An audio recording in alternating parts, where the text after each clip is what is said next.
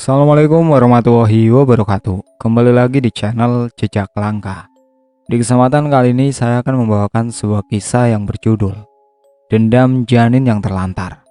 Kisah kali ini ditulis oleh akun Facebook yang bernama Wahyu Subuh Sang Pemimpi. Seperti apa ceritanya? Tak usah lama-lama lagi. Mari kita masuk ke ceritanya.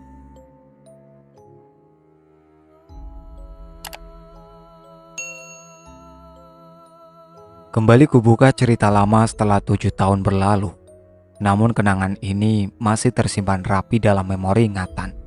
Dulu aku adalah seorang remaja yang berasal dari keluarga yang sederhana. Setelah lulus SMA, bingung menentukan jalan hidup ini mau dibawa kemana. Aku selalu membayangkan setelah lulus SMA, bisa lanjut ke jenjang kuliah. Namun Tuhan punya kenyataan. Jangankan untuk membiayai kuliah, untuk membiayai sekolah hingga jenjang SMA saja, kedua orang tuaku harus banting tulang siang dan malam, tak kenal lelah. Keputusan tersulit dalam hidup terpaksa ku ambil dan mengabaikan cita-cita. Mungkin ini jalan yang terbaik. Aku sangat berdosa jika aku bersikap egois, memaksakan keinginan untuk kuliah kepada orang tuaku yang sudah tua. Namun masih terus bekerja semata-mata hanya untuk membiayai diriku dan kedua adikku. Dengan berat hati, ku tepiskan angan untuk merasakan bangku kuliah. Ku bulatkan tekad untuk mencari pekerjaan agar bisa membahagiakan dan meringankan beban kedua orang tua. Motivasi dan prioritasku sekarang adalah membahagiakan kedua orang tua dan meringankan beban mereka. Cukup sudah mereka selama ini bekerja keras.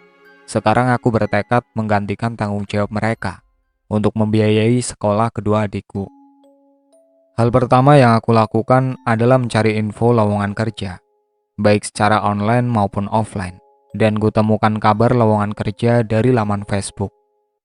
Aku segera mencatat alamat pabrik yang sedang membutuhkan karyawan. Meski aku belum pernah memiliki pengalaman kerja, tapi apa salahnya mencoba? Kalau diterima ya rezeki. Kalau tidak diterima, aku bisa mencari lowongan pekerjaan yang lainnya. Bu, besok tolong bangunin pagi ya bu, pintaku. Memangnya kamu mau kemana Rin? Mau ke kantor polisi bu, ngurus SKCK, buat melamar kerja di pabrik. Oh iya, besok ibu bangunin. Ya sudah kalau begitu, kamu istirahat sana, sudah malam. Ibu tersenyum kecil kepadaku sembari melipat baju, duduk di bilik bambu tua beralaskan tikar. Aku masuk ke kamar, duduk di kursi usang menghadap meja belajar. Kurais cari kertas folio dan pena, membuka ponsel dan mencari-cari contoh surat lamaran pekerjaan yang ada di Google. Kusalin contoh surat itu ke atas kertas. Selesai menulis surat lamaran, aku pun pergi tidur. Rumah kami yang sederhana hanya memiliki 2 kamar, jadi aku harus rela tidur sambil berdesak-desakan dengan kedua adik perempuanku di atas tempat tidur sempit dengan kasur kapuk yang tak lagi empuk. Pagi ini saat terbangun, aku sudah mencium wangi aroma masakan ibu. Entah apa yang sedang dimasaknya, aromanya begitu harum dan membuatku seketika merasa lapar. Setelah mandi, sarapan pagi sudah tersedia di meja. Hanya nasi goreng dengan bumbu ala kadarnya dan lauk tempe goreng. Sesederhana ini menu sarapan kami, namun tak mengapa masakan ibu selalu terasa nikmat. Selesai sarapan, aku pergi mengurus berkas-berkas yang diperlukan untuk memenuhi syarat melamar kerja. Kulirik jam di pergelangan tangan kanan, menunjukkan pukul 9 siang. Kurasa masih ada waktu untuk mengirim surat lamaran pekerjaan ini ke pabrik yang ingin kumasuki. Dengan motor RC 100, hasil dari kerja keras bapak, aku menuju ke pabrik sepatu yang berada di daerah Gedangan, Sidoarjo. Dan benar saja, di dinding pagar pabrik itu tertempel banner bertuliskan lowongan kerja dengan huruf yang sangat besar. Kuparkir motor bututku di depan gerbang pabrik, dengan sedikit ragu melangkahkan kaki menuju pos satpam.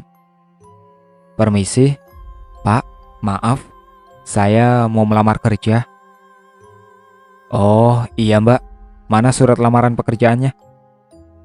Ini Pak, jawabku sambil menyodorkan amplop berisi surat lamaran. Baik, silahkan Mbak pulang dulu dan tunggu panggilan interview di rumah ya. Tutur satpam bertubuh gemuk dengan ramah. Oh iya Pak, terima kasih Pak.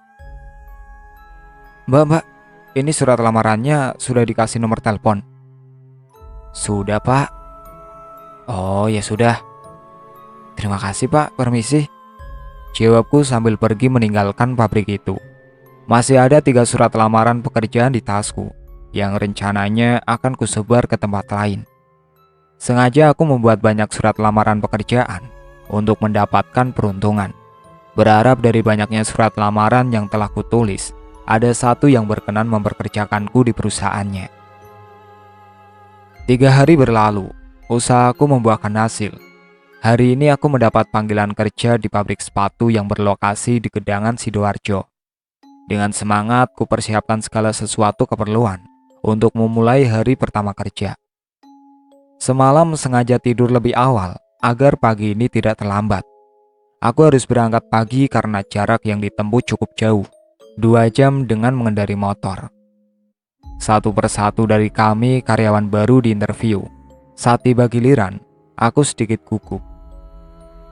Bismillahirrahmanirrahim. Gumamku lirih sambil merapikan baju dan memperbaiki penampilan. Pintu HRD berdenyit saat kudorong. Tampak seorang perempuan muda dan cantik. Ia tersenyum ramah dan mempersilahkanku untuk duduk. Dia menanyakan beberapa pertanyaan. Sebelum menjawab, aku menarik nafas dalam-dalam. Berbicara pelan dan sedikit berhati-hati agar tidak salah menjawab pertanyaan yang diajukan. Jantungku berdegup kencang karena gugup. Suara yang keluar dari mulut pun jadi bergetar. Kubasahi bibirku yang mengering setelah selesai menjawab pertanyaannya. Tiba-tiba, HRD itu mengulurkan tangan sambil tersenyum. Kurai tangannya dengan sedikit gugup. Selamat ya, Mbak diterima bergabung di perusahaan kami, tuturnya. Alangkah terkejutnya aku mendengar penuturannya. Terima kasih Bu, jawabku sumringah. Sama-sama, hari ini sudah bisa langsung bekerja. Silakan tunggu di luar, nanti akan di briefing. Aku pun beranjak berdiri dan keluar meninggalkan ruang HRD. Saat menunggu briefing, aku bertemu dengan sepupuku yang ternyata juga melamar kerja di sini. Kami sama-sama diterima bekerja di pabrik ini. Aku di bagian mikro dan Kalina di bagian assembling. Pekerjaanku ini mencetak logo merek dan aksesoris berbahan karet. Dibagi menjadi 2 shift jika sedang ramai dan 3 shift jika produksi sedang sepi. Sedangkan di assembling non-shift. Kalina di bagian ngelem. Kalau mendengar cerita darinya, kurasa pekerjaannya jauh lebih sulit dibanding denganku. Bekerja sambil berlomba dengan lajunya conveyor. Harus cepat agar tidak sampai kebanjiran. Bahkan kadang kalau yang dikerjakan garapan yang susah, mau minum saja sampai tidak sempat karena conveyor terus berjalan. Aduh, capek. Rasanya kedua lenganku mau patah. Keluh Kalina sembari melempar tasnya ke kasur dan menjatuhkan diri, tidur terlentang di atas kasur. Emangnya kenapa? Tanyaku sambil bersolek bersiap untuk berangkat kerja. Hari ini masuk malam.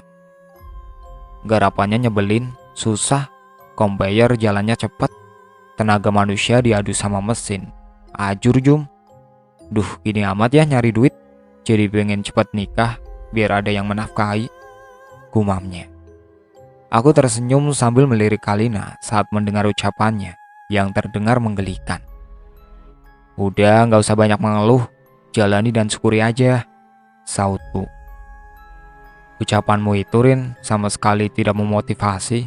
Capek tahu cuma disuruh syukur-syukur terus, gerutunya. Ya udah, sesukamu saja Lin. Udah, aku mau berangkat dulu. Kurai tas yang tergantung di kursi dan meninggalkan Kalina yang sedang terbaring lemas di tempat tidur. Hati-hati Rin, serunya. Aku jalan kaki sendirian menuju ke pabrik. Jam kerjaku dimulai pukul 7 malam. Masih ada waktu setengah jam sebelum jam kerja dimulai. Kupercepat langkah agar tidak terlambat. Malam semakin larut, kantuk pun perlahan menyerang. Kulirik jam di pergelangan tangan, menunjukkan pukul 12 malam. 6 jam duduk terus sambil mencetak logo membuat punggungku terasa sakit. Aku beranjak berdiri dan meregangkan otot-otot yang dari tadi tegang karena kerja dikejar target. Mbak Lis, aku ke kamar mandi dulu ya. Pamitku pada pasangan kerjaku. Saat membuat logo, setiap meja diisi 4 orang. 2 orang mencetak, 2 orang lagi bagian ngoven karet cair yang telah dicetak. Setiap orang memiliki jatah target per jam yang berbeda, tergantung dari tingkat kesulitan yang sedang dikerjakan. Iya, jawab Mbak Lis tanpa mengalihkan pandangannya padaku. Matanya fokus ke arah karet cair yang sedang di oven. Ia harus menjaganya agar tidak kematangan. Karena kalau terlalu matang akan muncul bintik-bintik putih, dan itu disebut gosong. Yang seperti ini tidak bisa digunakan. Aku berjalan menuju kamar mandi. Pabrik sepatu tempatku bekerja ini sangat luas. Jalan menuju kamar mandi lampunya remang-remang. Angin berembus lembut menerpa tubuhku, membuat bulu kuduk berdiri. Dari kejauhan tampak seorang perempuan duduk bersimpu di pondasi lantai kamar mandi. Aku mengernyitkan mataku, memperhatikan perempuan itu, mengurangi silau cahaya lampu agar bisa melihat dengan jelas wajah perempuan itu. Aku semakin mendekati perempuan itu, perempuan yang sangat kukenal. Ia satu bagian denganku. Loh, Mbak Rah, ngapain duduk di sini? Tegurku. Mbak Rah tidak menjawab pertanyaanku. Ia hanya menggelengkan kepala. Aku tersenyum padanya dan pergi meninggalkannya masuk ke dalam kamar mandi. Mungkin dia sedang menunggu temannya, pikirku. Saat aku selesai membuang air kecil, Mbak Rah kudapati masih belum beranjak dari tempatnya. Saya duluan, Mbak, tuturku. Tanpa menunggu jawabannya, aku pergi meninggalkannya karena tidak ingin membuat Mbak Lis menungguku terlalu lama. Aku setengah berlari kecil, berjalan menuju mejaku. Maaf Mbak, lama, kataku sambil kembali duduk di tempatku. Iya, nggak apa-apa kok, santai aja, udah dapat target. Jawab Mbak Lis sambil melempar senyum padaku. Mbak, tadi waktu di kamar mandi, aku bertemu dengan Mbak Rah. Dia duduk bersimpu di depan kamar mandi. Aku tanya nggak jawab. Kamu ngelindur ya, Rin? Mbak Rah kan nggak masuk hari ini. Kan tadi kamu yang dititipin surat izin sama suaminya, sahut Mbak Ambar. Astagfirullah. Iya Mbak, tadi kan Mbak Rah nggak masuk. Terus yang kutemuin di depan kamar mandi tadi siapa? Tanyaku bingung. Seketika tubuhku merinding, bulu kuduk berdiri. Ya nggak tahu. Tadi yang kamu temuin di sana siapa? Tanya Mbak Lis. Mbak Rah, Mbak Lis, jawabku. Yakin kamu? Cecar Mbak Sri. Yakin Mbak, orang tadi juga sempat aku tanyain kok. Dan wajahnya jelas itu Mbak Rah. Jawabku meyakinkan. Sudah, jangan dibahas lagi. Kalian ini eyel-eyelan kayak baru pertama kali mengalami kejadian seperti ini saja. Pungkas Mbak Enda mengakhiri perdebatan kami. Loh, memangnya kenapa Mbak En? Kalian bertiga memangnya pernah mengalami hal seperti ini? Tanyaku penasaran. Nanti saja pas pulang aku ceritain. Ganti ngomongin yang lain aja, jawab Mbak Lis. Kami pun mengganti topik pembicaraan, ngobrol sambil bekerja untuk menghilangkan rasa kantuk. Pukul 3 dini hari kami istirahat 1 jam untuk tidur. Kerja shift malam seperti ini sangat berat kurasakan. Ternyata bekerja di pabrik tak semudah yang kubayangkan. Mbak Lis, aku penasaran dengan kejadian semalam. Tolong ceritain dong, pintaku saat kami berjalan pulang. Kebetulan kami searah. Pabrik itu angkerin, sudah banyak karyawan yang dihantui di pabrik itu. Dulu Mbak Enda juga pernah mengalami hal serupa denganmu. Saat di kamar mandi dia mengaku bertemu denganku. Diajaklah ngobrol, tapi sosok yang menyerupaiku hanya diam saja. Karena hanya diam, sama Mbak Enda sosok itu digandeng, ditarik diajak balik ke pabrik. Mbak Lis terdiam sesaat, ia menghela nafas. Nah, kan aku kebetulan juga ingin buang air kecil. Terus diajak ngobrol satpam. Si Enda ini tiba-tiba teriak lalu pingsan. Setelah sadar pas ditanya, dia kaget pas melihatku sedang ngobrol dengan satpam. Dia nengok melihat orang yang digandeng. Ternyata orang yang dikira aku adalah kuntilanak, tuturnya. Ih, kok serem sih mbak, kataku. Iya, emang pabrik ini angker. Banyak sekali karyawan shift malam yang mengalami kejadian horor dan ditakutin hantu. Dulu si Jainal yang ngeracik warna juga pingsan di gudang gara-gara ditakutin hantu kepala buntung. Terus aku sendiri juga pernah, meski tidak menampakkan diri, tapi diganggu dengan suara-suara cekikikan kuntilanak dan matras di gudang yang bergerak sendiri. Ih, serem mbak. 2 tahun yang lalu, di Mikro punya pengawas yang galak banget. Namanya Pak Jauri. Selain membentak, dia kadang juga mukul Rin. Lalu Pak Jaurinya sekarang di mana mbak? Apa dipecat? Salahku. Dia sudah meninggal kecelakaan pas pulang kerja hujan lebat. Dia nekat pulang memakai jas hujan ponco. Menurut cerita sih, jas hujan yang ia pakai tidak didudukin. Akhirnya masuk ke dalam ban. Dia terjatuh, di belakang ada truk melintas. Pas jatuh ke kanan, dia langsung terlindas truk. Setelah kecelakaan itu, Mbak Nuripa melihat arwah Pak Jauri di pabrik. Sering kereta dorong jalan sendiri, drum berisi tiner bersuara, seperti ada yang mukul-mukul. Terus di conveyor pernah juga ditakutin tangan buntung pas istirahat malam. Makanya para karyawan kalau istirahat mencari tempat tidur pada bergerombolan. Gak ada yang berani misah tidur sendirian. Mendengar cerita Mbak Lis, seketika tubuhku bergidik merinding. Aku tidak menyangka kalau pabrik sepatu tempatku bekerja adalah pabrik angker. 4 bulan sudah aku bekerja di pabrik ini. Lama-lama aku terbiasa dengan rutinitas ini, meski terasa berat di awal. Namun alhamdulillah aku mampu bertahan dan mampu melewati segala cobaan. Menjadi karyawan pabrik sangat banyak sekali tantangannya. Selain jam kerja 12 jam, juga harus menghadapi karyawan yang sudah jauh lebih lama bekerja. Menjadi karyawan baru aku sering mendapatkan perlakuan yang tidak mengenakan dari rekan kerjaku. Diketusi, disuruh-suruh dengan nada bicara yang tidak enak didengar di telinga. Dibentak, dan masih banyak lagi. Jadi harus kuat mental, apalagi karyawan baru. Kebahagiaan orang tuaku dan kedua adikku lah yang mampu membuatku bertahan hingga sejauh ini. Lin, mau kemana kamu? Cantik bener. Tanyaku kepo saat melihat Kalina sedang bersiap-siap untuk pergi. Aku mau keluar sama Yuda, jawabnya sambil berlalu keluar kamar. Tampaknya dia sedang terburu-buru. Kalina memang sering keluar dengan pacarnya, namun beberapa hari ini tingkah Kalina tampak aneh. Aku ingin bertanya padanya, namun aku takut dikira terlalu ingin tahu dengan kehidupannya. Kadang aku khawatir dengannya. Beberapa hari ini dia tampak sering murung dan melamun. Aku duduk sendirian di depan TV, meski malam minggu dan besok libur. Aku enggan untuk keluar. Rin, sudah makan belum?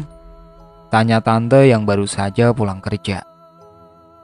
Rini sudah makan tante, jawabku sambil menghampirinya dan mencium tangannya. Tante mau Rini siapin makan? Nggak usah Rin, tadi tante sudah makan kok sama teman tante. Kalina di mana? Kok nggak kelihatan? Kalina pergi keluar tan, baru aja berangkat 10 menit yang lalu. Anak itu selalu keluyuran dan pulang tengah malam, omel Tante Mira. Apa dia pergi sama pacarnya? Waduh, maaf tante, Rini nggak tahu. Tadi Rini di kamar waktu Kalina berangkat. Ya udah, tante masuk dulu, mau mandi. Iya tante. Tante Mirna pergi meninggalkanku. Aku duduk di depan TV, melihat acara favoritku, sembari berluncur di sosial media. Malam semakin larut, kantuk pun mulai menyerang. Aku pindah ke kamar untuk tidur. Sesaat setelah aku tertidur lelap, aku terbangun. Samar-samar terdengar suara jendela diketuk-ketuk. Aku beranjak bangun dan berjalan ke arah jendela, membuka pintu. Kalina berdiri di depan jendela sambil berbisik, ia pun bertanya. Ibu sudah tidur belum? Sudah kali, sejak pulang kerja tadi tante gak keluar lagi dari kamar, jawabku berbisik. Syukurlah, gumamnya. Ia tampak lega mendengar jawabanku. Kalina mulai memanjat jendela. Aku duduk di ujung tempat tidur. Kamu dari mana saja? Jangan selalu pulang tengah malam. Kalau tante tahu, kamu bisa dimarahin. Tuturku. Udah Rin, kamu itu gak usah ngurusin urusanku. Jawabnya ketus. Bukannya mau ngurusin urusanmu, Lin. Aku cuma... Udah Rin, aku capek, ngantuk mau tidur. Jangan ngajakin debat sekarang. Pungkasnya. Nada bicara Kalina sedikit membuatku tersinggung. Aku diam dan tidak ingin memperpanjang obrolan ini. Kubaringkan tubuhku dan memejamkan mata. Semenjak perselisihan kecil malam itu, hubunganku dengan Kalina menjadi sedikit memburuk. Sudah 2 hari ini aku tidak bicara dengannya. Dia pun juga acuh tak acuh padaku. Kami hanya saling bicara seperlunya saja. Entah apa yang terjadi pada Kalina, semakin hari dia semakin aneh. Selain sering menyendiri dan murung, dia juga sering tidak enak badan. Aku sering mendapatinya muntah dan seperti kehilangan selera makan. Lin, kamu sakit? Beberapa hari ini aku sering melihatmu muntah. Tanya aku memberanikan diri. Aku gak apa-apa, hanya kurang enak badan dikit. Udah ya, aku berangkat duluan.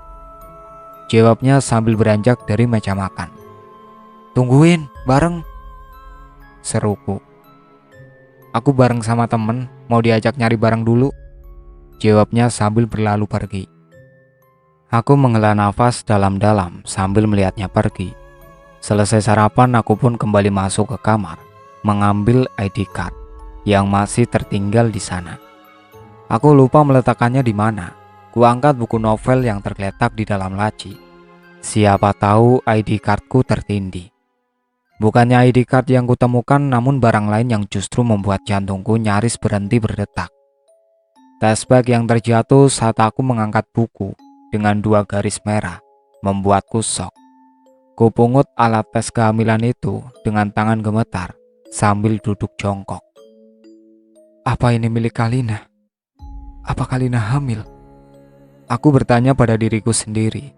Aku benar-benar tidak bisa mempercayai dengan temuanku ini. Bergegas ku kemasi buku novel yang tergeletak di lantai dan juga alat tes kehamilan itu, mengembalikannya ke dalam laci. Sambil berlari kurai tasku. Aku bergegas berangkat kerja menyusul Kalina. Sesampainya di pabrik, aku pun ditahan satpam karena tidak memakai ID card. Untuk bisa masuk, aku harus meninggalkan tanda tangan di buku pelanggaran. Aku ingin menghampiri Kalina ke assembling. Aku ingin meminta penjelasan padanya. Langkahku menuju assembling terhenti setelah ku pikir-pikir ini bukan waktu yang tepat dan tempat yang pas untuk menanyakan hal penting itu. Dia pasti akan malu jika ada yang mendengar percakapan kami. Kuurungkan niatku menemuinya. Aku berbalik arah dan menuju mikro. Sambil menunggu bel masuk, aku duduk-duduk di depan gudang mikro bersama dengan beberapa teman kerjaku. Kegaduhan terjadi di depan gudang mikro. Salah seorang karyawan mikro mengatakan kalau baru saja ada karyawan assembling yang mengalami pendarahan dan sekarang dilarikan ke klinik pabrik. Banyak yang penasaran, tak terkecuali aku. Mbak En, kenapa sih? Itu Rin, ada anak assembling mengalami pendarahan. Sepertinya sedang hamil, jawabnya. Namanya siapa? Kurang tahu, itu tadi maknya yang cerita. Tadi pas balik dari kamar mandi, gudang assembling rame, gara-gara ada yang pingsan pendarahan. Kasihan sekali mbak, semoga tidak keguguran. Iya Rin, kalau sampai pendarahan, ya sudah pasti keguguran toh Rin. Perbincangan itu pun kami akhiri dan kembali bekerja. Di jam istirahat, di saat aku ingin pergi ke kantin, tiba-tiba tante menelponku. Assalamualaikum tante. Waalaikumsalam, Rin. Jawab tante sambil terisak. Tante? Tante kenapa? Tante nangis. Rin, nanti kalau pulang kunci rumah tante taruh di bawah pot ya. Iya tante. Emang tante Mirna pergi kemana? Tante kenapa nangis Tan? Tanyaku panik dengan suara tante yang terisak menantangis. Tante ada di rumah sakit nungguin Kalina. Udah dulu ya, tante gak bisa ngobrol lama-lama. Loh, Kalina kan... Belum sempat selesai ucapanku, Tante Mirna sudah mematikan ponselnya. Kira-kira Kalina kenapa ya? Dia sakit apa? Tanyaku dalam hati. Jangan-jangan yang tadi pagi bikin heboh di pabrik itu si Kalina, ucapku. Sepulang dari bekerja, rumah tampak sepi. Sepertinya Tante Mirna belum pulang. Ku cari-cari kunci yang dikatakan Tante Mirna tadi di via telepon. Setelah menemukan kunci rumah, aku bergegas masuk, membersihkan rumah dan mandi. Aku mulai mengkhawatirkan keadaan Kalina dan juga Tante Mirna. Dari tadi tak ada kabar dari mereka. Apa lebih baik aku telepon Tante Mirna aja ya? Gumamku lirih. Kurai ponselku yang terletak di atas meja. Suara operator sedang menghubungkan panggilanku. Aku menunggu teleponku diangkat oleh Tante Mirna dengan harap-harap cemas. Halo Rin, akhirnya Tante Mirna mengangkat teleponku. Assalamualaikum Tante, bagaimana keadaan Kalina? Aku mau jenguk Tan. Rini boleh kan nyusulin Tante ke rumah sakit? Iya Rin boleh, Tante juga butuh teman. Stres Tante sendirian di sini. Iya Tan, Rini segera ke sana. Tante sudah makan belum? Tante mau dibawain apa? Bawain baju ganti sama selimut aja Rin. Jangan lupa sekalian bajunya Kalina ya. Siap Tante. Ya udah ya, Rini matiin dulu teleponnya. Mau siap-siap. Iya Rin, hati-hati di jalan ya. Iya Tan. Assalamualaikum. Aku berkemas membungkus pakaian Tante Mirna dan Kalina, bergegas pergi ke rumah sakit dengan ojek. Sesampainya di rumah sakit, aku mencari Tante Mirna di ruang rawat mawar. Aku telusuri lorong rumah sakit. Sesampainya di ruang mawar, terlihat Tante Mirna sedang duduk di kursi tunggu. Ia tampak frustasi. Segera aku hampiri Tante Mirna yang terduduk lemas bersandar di tembok. Ia tampak kusut dan lelah. Matanya bengkak, mungkin terlalu banyak menangis. Tante, sapaku sambil memegang pundaknya. Rin, gumam Tante. Tangisnya seketika pecah saat melihatku, memelukku dan menangis terisak. Kubelai pundak Tante Mirna. Sudah, Tante jangan menangis lagi. Bagaimana kabar Kalina Tan? Dia sakit apa? Kalina sudah mencoreng muka Tante Rin. Dia sudah melempar kotoran ke wajah Tante. Tante malu Rin, tuturnya sambil terisak. Ucapannya sedikit terbata-bata karena menangis sesenggukan. Memangnya Kalina kenapa Tan? Kalina hamil Rin. Astagfirullah, Kalina. Terus sekarang keadaan Kalina bagaimana Tante? Tadi di pabrik karyawan pada heboh, katanya ada yang pingsan pendarahan. Tapi Rini gak tahu kalau itu Kalina. Iya Rin, gak apa-apa. Tante juga belum tahu keadaan Kalina. Tante belum masuk ruangan. Tante takut Rin. Tante takut kalau tidak bisa menahan emosi dan malah mengejar Kalina. Jawabnya sambil menangis dan kembali memelukku. Ya udah Tan, ayo kita lihat sama-sama bagaimana dengan janin Kalina Tan. Kalina keguguran. Tadi satpam pabrik menelpon HP Kalina, mengabarin janinnya masih tertinggal di pabrik. Terus Tante disuruh ngambil. Terus udah Tante ambil? Enggak Tante ambil, biarin aja. Tante malu. Biarin aja janin itu di sana. Ya udah, kita lihat Kalina aja dulu. Ayo Tan, ajakku sambil membantunya berdiri. Semenjak kejadian itu, Kalina berhenti bekerja. Sepanjang hari dia hanya berdiam diri di rumah dan mengurung diri di kamar. Suasana rumah pun tak semenyenangkan dulu.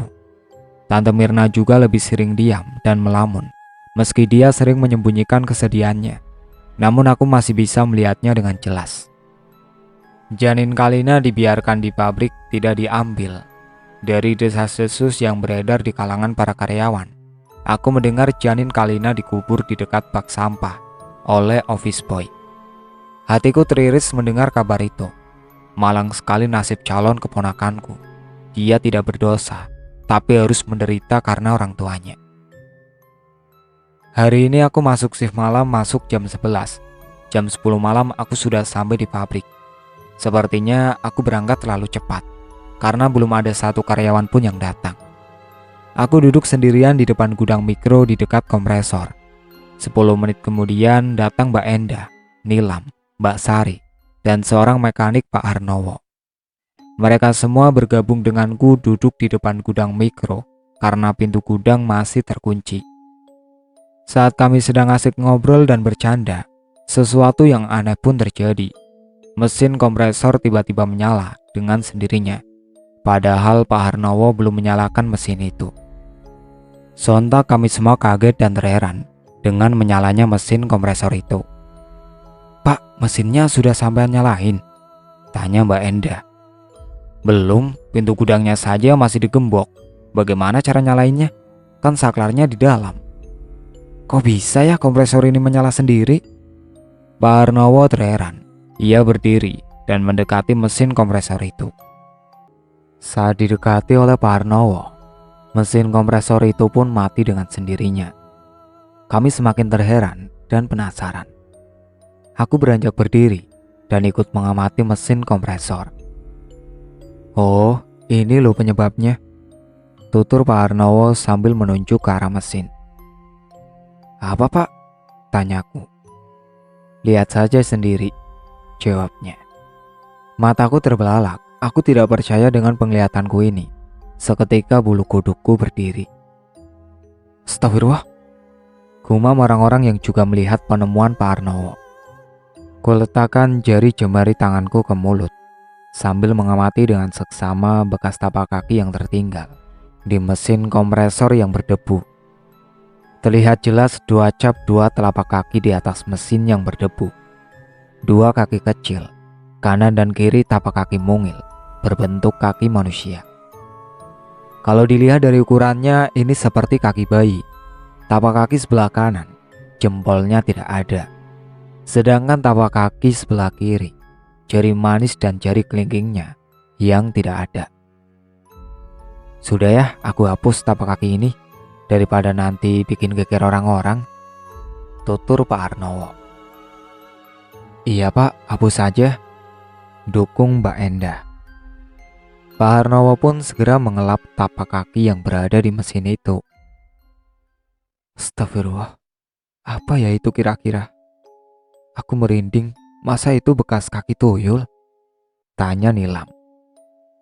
"Udah Nil, gak usah dibahas lagi, serem," pungkasku. Jam kerja pun dimulai. Aku sejenak melupakan kejadian tadi karena sibuk memenuhi target. Jam 3 dini hari kami semua istirahat. Semua karyawan bubar mencari tempat masing-masing untuk tidur. Aku terbangun dari tidurku karena kaki digigit nyamuk. Nyawa belum terkumpul. Samar-samar aku mendengar suara bayi menangis. Kubuka mataku dan mendengarkan baik-baik suara itu. Di kegelapan aku melihat sesuatu bergerak. Ia berjalan semakin mendekat. Saat sosok itu terkena cahaya lampu, alangkah terkejut dan syoknya aku melihat sosok anak kecil berdiri. Matanya melotot seakan-akan ia marah. Tubuhnya mungil seukuran boneka bayi dengan kulit merah. Sosok itu menatapku tajam penuh amarah. Telinganya lancip, kepalanya botak. Bibirku tak mampu berkata-kata, badan terasa kaku. Aku ingin berteriak namun suaraku seperti tertahan dan tidak bisa keluar. Dengan tubuh gemetar, aku hanya mangap sambil melotot melihat sosok itu. Ia berjalan mendekat ke arahku. Aku semakin ketakutan. Keringat dingin membanjiri sekujur tubuh. Dia terus mendekat dan semakin mendekat. Jantungku berdegup semakin kencang tak beraturan. Mbak Sri yang tidur di sampingku tiba-tiba menegurku. "Rin, kamu kenapa?" tanyanya. Aku ingin menjawab namun suaraku tidak bisa keluar dan bibirku seperti kaku. Aku hanya bisa menunjuk ke arah sosok bayi yang menakutkan itu. Lalu aku tak sadarkan diri.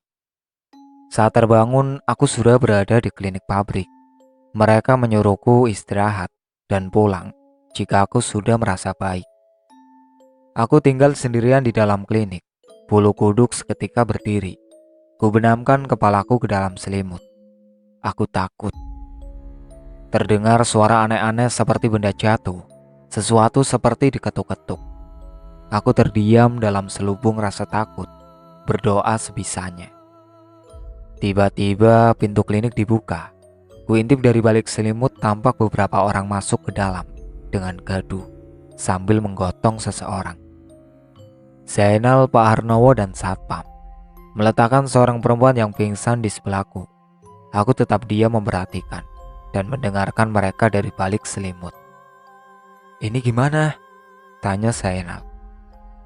"Gimana apanya?" Pak Harnowo balik bertanya. "Anak ini loh, ditinggalin di sini atau ditungguin? Takutnya dia kerasukan lagi," jawab Zainal. "Ditinggal kayaknya nggak apa-apa. Kalau nungguin siapa juga yang mau nunggu? Semua pada sibuk." "Ya udah, kalian balik kerja aja. Biar aku di sini nungguin dia. Setidaknya sampai dia sadar," tutur Satpam. Zainal dan Pak Harnowo pun pergi meninggalkan ruang klinik. Tinggallah Satpam yang duduk di kursi dekat pintu sambil memainkan ponselnya. Pintu klinik berdenyit. "Malam, Pak," sapa seorang pria. Dit, ini kopinya. Mereka kenapa, Pak?" "Yang sebelah kiri tadi pingsan, yang kanan habis kerasukan." "Kerasukan, Pak?" "Iya, Dit. Tiba-tiba ngamuk, teriak-teriak. Tingkahnya kayak anak kecil." "Nggak nanya nomor togel, Pak?" tanya Adit sambil tertawa. "Boro-boro nanya nomor togel. Orang diajak ngomong aja susah. Nangis terus sambil teriak-teriak, gelendotan meluk tiang. Kalau dilihat dari tingkah lakunya, kayaknya anak kecil. Kemarin aku juga ditakutin setan kecil, Pak. Nggak tahu apaan. Kayak tuyul, segede boneka, tubuhnya merah, mata melotot. Duh, serem banget lah pokoknya." "Jangan-jangan bayi bajang itu, Dit. Ingat nggak beberapa hari yang lalu Tarno OB nguburin janin karyawan yang keguguran karena nggak diambil?" "Iya, Pak, ingat. Tapi masa sih, Pak, janin keguguran bisa jadi hantu?" "Ya bisa, Dit. Menguburkan janin itu nggak boleh sembarangan. Harus diperlakukan selayaknya menguburkan jasad manusia. Ditempatkan di tempat yang layak seperti kuburan, lalu didoakan. Kalau dikubur sembarangan, kayak ngubur bangkai tikus, ya dia marah dan gentayangan." "Anak mana sih, Pak, yang kemarin keguguran?" "Anak asembling." "Gitu janinnya kok ya ditinggalin?" gumam Adit sambil menghela nafas. "Mungkin dia mau ngambil malu. Kemarin udah ditelepon, ibunya yang ngangkat telepon. Sudah disuruh ngambil janin yang tertinggal di klinik, tapi sampai sekarang juga nggak kesini. Ibunya malah kaget pas disuruh ngambil janin. Orang tuanya sepertinya tidak tahu kalau anaknya sedang hamil." "Kalau benar seperti itu, kasihan sekali janin itu." "Iya, Dit, janinnya juga sudah besar, sudah berbentuk bayi." Begitulah mereka membicarakan saudaraku. Hati ini sakit mendengar hal buruk tentang Kalina. Namun aku tidak bisa berbuat sesuatu, seperti membantah apa yang telah diucapkan mereka. Mungkin semenjak kejadian itu di pabrik sering terjadi hal-hal ganjil.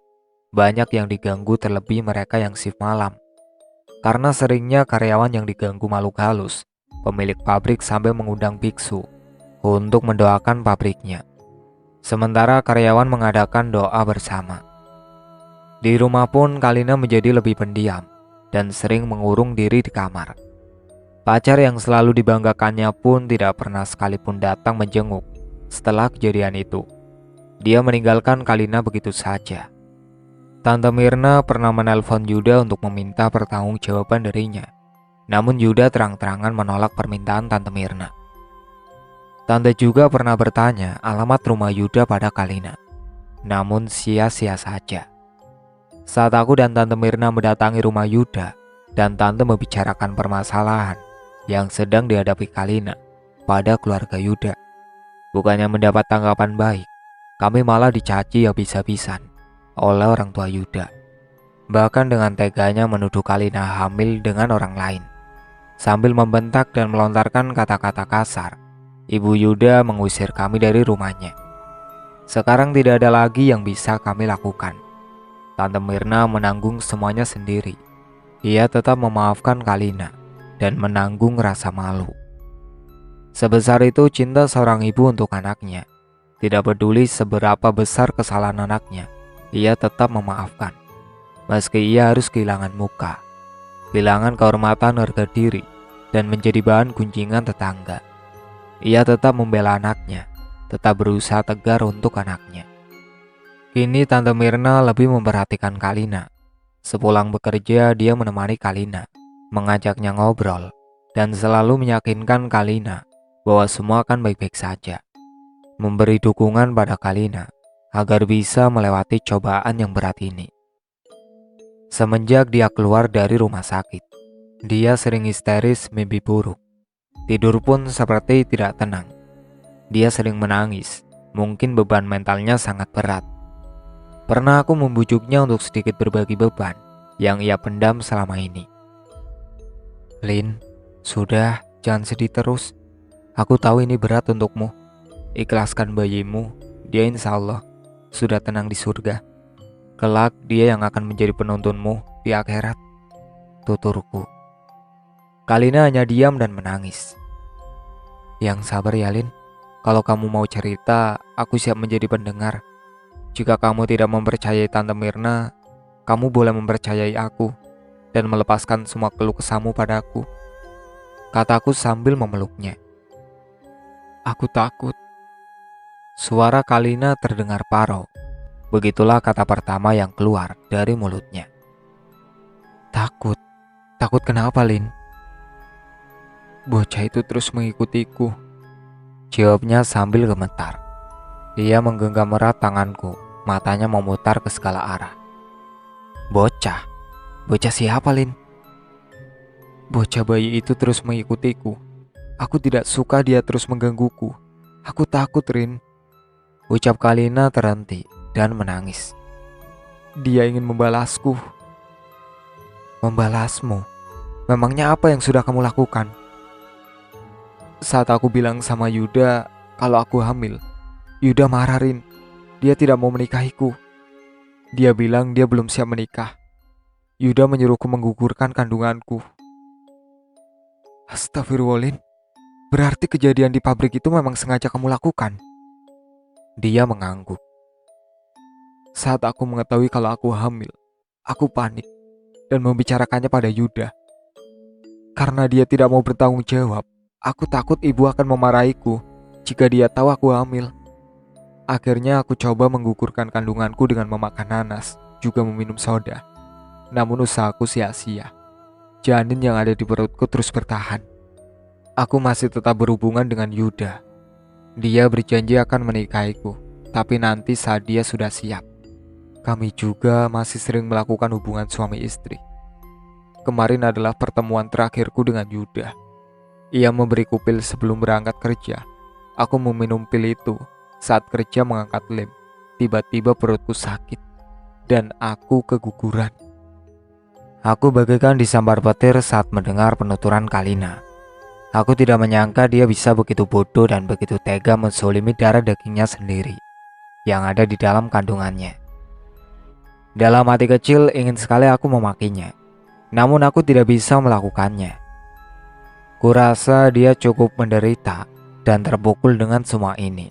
Terlebih dia juga sudah ditipu oleh Yuda. Semua ucapannya hanyalah janji manis belaka untuk membodohi dan memanfaatkan Kalina.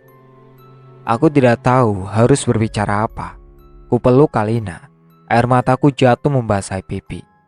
Dari raut wajahnya aku bisa merasakan seberapa besar penderitaan yang ia tanggung karena tindakan bodohnya itu. Tolong aku, Rin. Aku takut bocah itu terus menggangguku. Keluhnya sambil terisak. Aku tidak tahu dengan apa yang Kalina maksud. Mungkin dia merasa bersalah telah membuat janinnya gugur. Biar bagaimanapun Kalina adalah seorang perempuan. Dia juga seorang ibu. Pasti dia punya ikatan batin yang kuat dengan janin yang tinggal beberapa bulan dalam rahimnya. Ku coba menenangkan Kalina dan meyakinkannya jika badai ini pasti akan berlalu. Tidak ada yang perlu ditakuti. Semua pasti akan baik-baik saja. Sudah Lin, jangan menangis lagi. Lebih baik sekarang ayo kita sholat dan mendoakan anakmu, ajakku. Kalina mengangguk setuju. Kami pun beranjak mengambil air wudhu. Kebetulan ada Nisa berkumandang. Kami sholat berjamaah. Kalina mulai mau keluar kamar. Setelah sholat kami duduk di ruang tamu, melihat TV bersama tante. Untuk sesaat suasana hangat di rumah ini kembali terasa setelah sekian lama hanya sepi dan duka yang menyelimuti. Semakin hari perilaku Kalina semakin aneh saja. Emosinya pun sering berubah-ubah dengan cepat.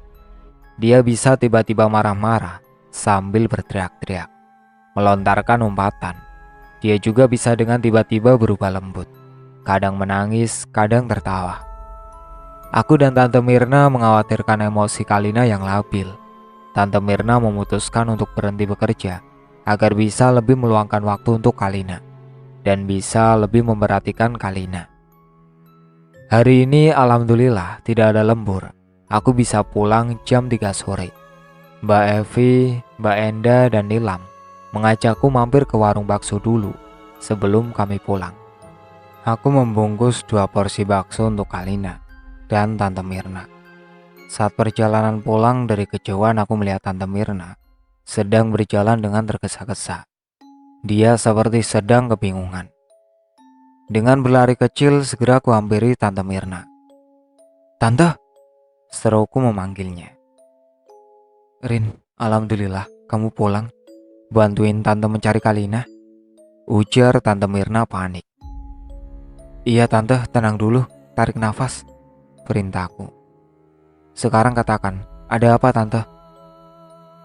"Kalina tidak ada di kamarin. Dia pergi dari rumah. Tante khawatir Kalina kenapa-napa. Tadi sebelum pergi Kalina sempat ngamuk. Tiba-tiba teriak-teriak sambil bilang, 'Pergi kamu.' Itu Rin.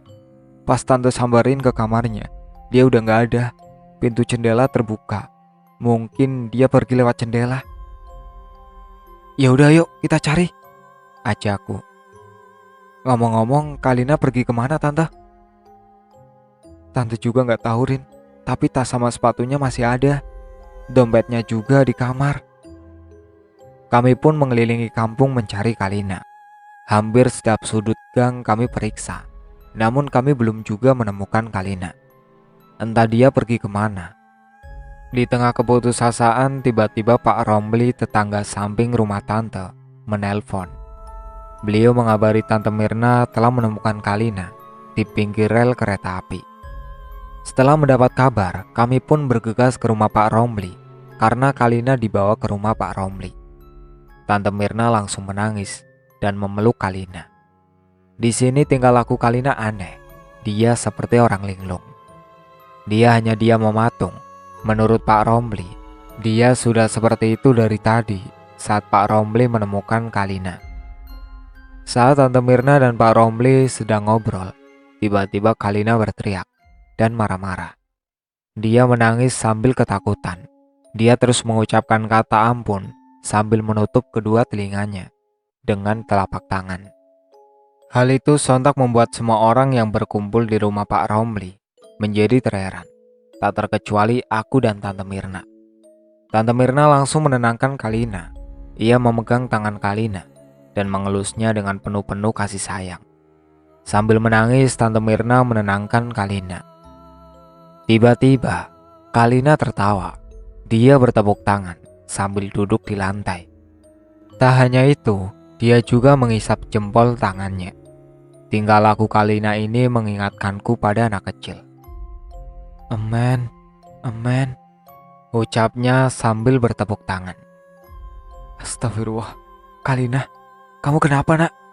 Tanya Tante Mirna bingung.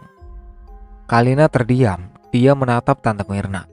Sorot mata Kalina yang tajam membuatku merinding. Dari matanya, seolah menyiratkan kemarahan. Kalina mendorong Tante Mirna hingga terpental dan jatuh. Astagfirullah, Tante, gak apa-apa Tan? Tanyaku. Dari raut wajah Tante Mirna, sepertinya ia shock, didorong dengan tiba-tiba oleh Kalina. Dia hanya diam memandang putrinya. Air mata mengalir jatuh ke pipi. Sementara Kalina terus bertingkah seperti anak kecil. Sepertinya Kalina kerasukan, tutur Pak Romli. Nang, panggilkan Ustadz Iman, Nang. Nanang, anak Pak Romli pun bergegas, pergi ke rumah Ustadz Iman. Semua orang menjadi panik saat Kalina mengamuk.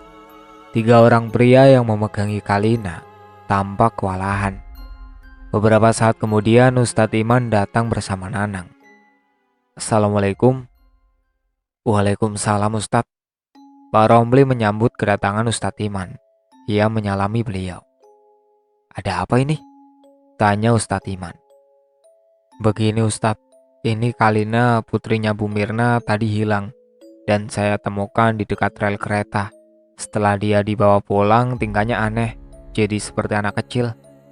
Ibunya sambil didorong hingga jatuh. Saya curiga Kalina ini kerasukan. Tadi kami bertiga juga kewalahan saat memeganginya, jawab Pak Romli. Oh begitu. Sambil tersenyum Ustadz Iman mendekati Kalina. Seketika Kalina pun membuang muka saat didekati oleh Ustadz Iman. Assalamualaikum. Nak, kamu siapa? Sambil tersipu Kalina menggelengkan kepala. Emen, gumamnya. Kamu mau permen? Kalina mengangguk. Nang, tolong belikan permen Nang, perintah Ustadz Iman. Baik Ustadz, jawabnya sambil berlalu pergi. Kalina tersenyum lebar dan bertepuk tangan. Ustadz Iman mengusap kepala Kalina. Kamu siapa? Ustadz Iman mengulangi pertanyaannya dengan lembut. Ibu, gumam Kalina dengan kosakata yang sedikit susah dimengerti. Cara dia berbicara seperti anak yang baru belajar bicara.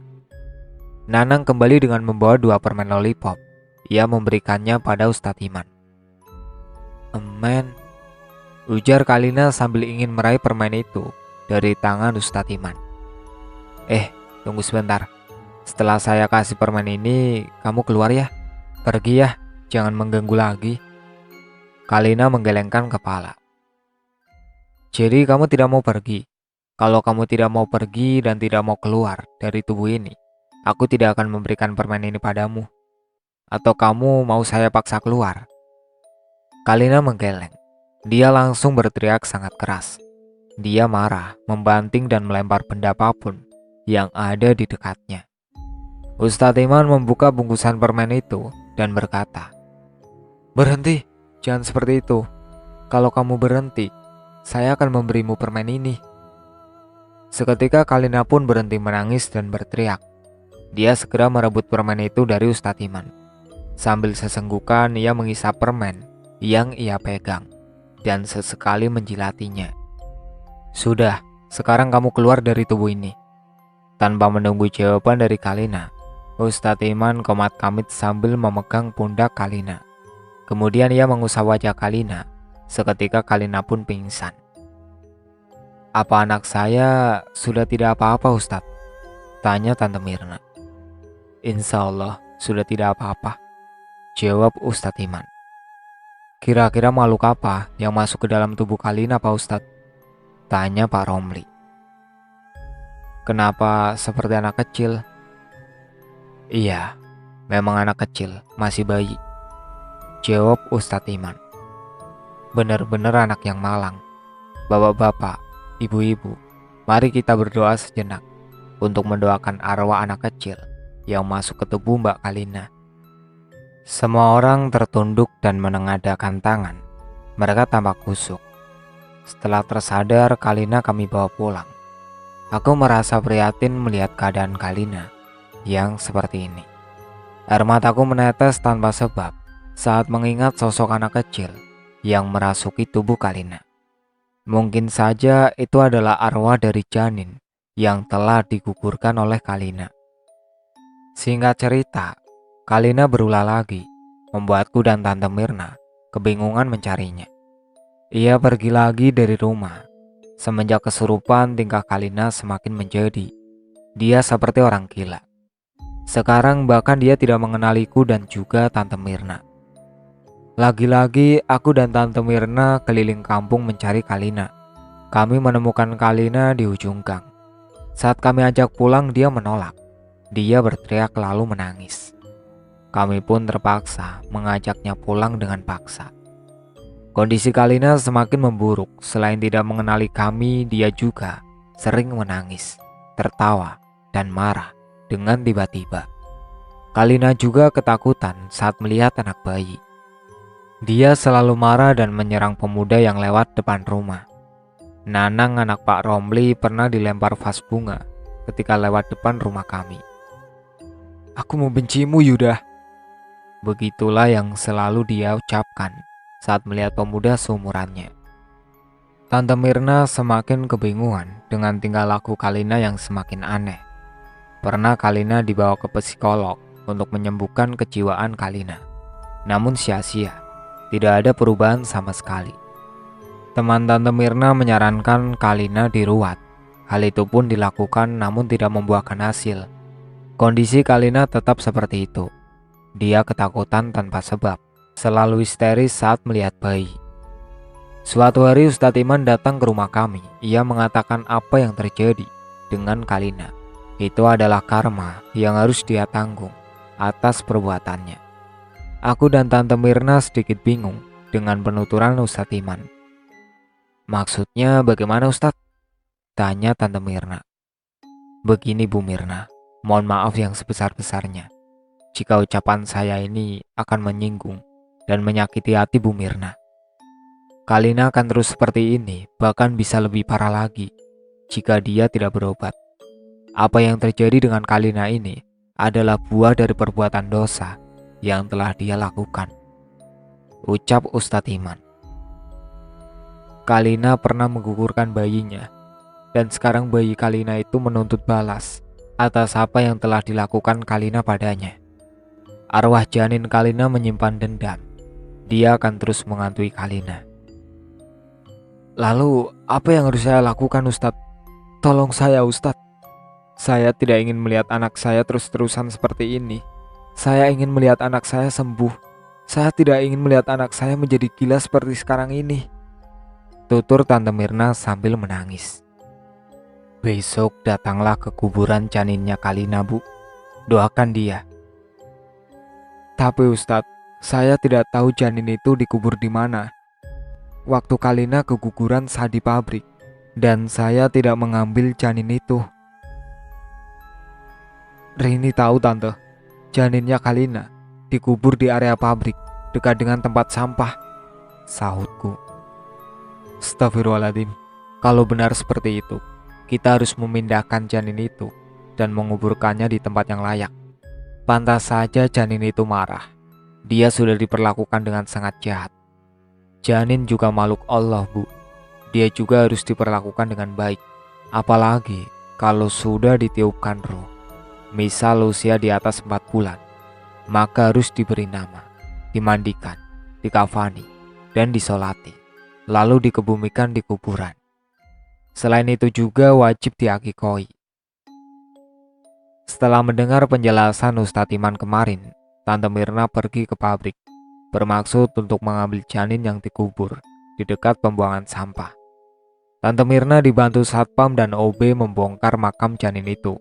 Tante Mirna pun bergegas membawanya ke kuburan. Ia diantar oleh Om Heri, suami Tante Mirna, yang baru pulang dari rantau Kalimantan. Mereka memakamkan janin itu selayaknya memakamkan manusia. Dibantu Ustadz Iman, janin itu diberi nama Rahmat. Sementara Kalina dikirim ke pesantren atas saran dari Ustadz Iman. Daripada dimasukkan ke rumah sakit jiwa, Kalina lebih cocok dibawa ke pesantren. Selain disembuhkan penyakit jiwanya, di sana dia juga akan mendapat bimbingan agar dia bisa berobat dan menebus semua dosa-dosanya. Jangan melakukan hal di luar batas.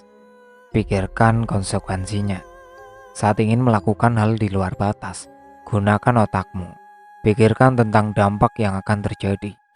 Selain masa depan yang rusak, kamu juga akan mendapatkan cemooh dan tekanan di masyarakat. Jika kamu sudah terlanjur melakukan hal itu dan hamil, cobalah untuk bertanggung jawab pada kesalahan-kesalahan. Jangan berniat menggugurkan kandungan. Janin yang kau kandung itu tidak berdosa. Dia tidak bersalah. Yang melakukan kesalahan dan dosa adalah dirimu sendiri. Jangan membunuh anakmu hanya karena keegoisanmu. Berzina sudah dosa. Jangan menambah dosa dengan membunuh anakmu sendiri. Jangan menjadi manusia yang derajatnya lebih rendah dari hewan. Bahkan harimau yang buas saja tidak akan membunuh anaknya sendiri. Itulah akhir cerita yang berjudul Dendam Janin yang Terlantar, yang ditulis oleh Wahyu Subuh. Sekian dari saya. Wassalamualaikum warahmatullahi wabarakatuh.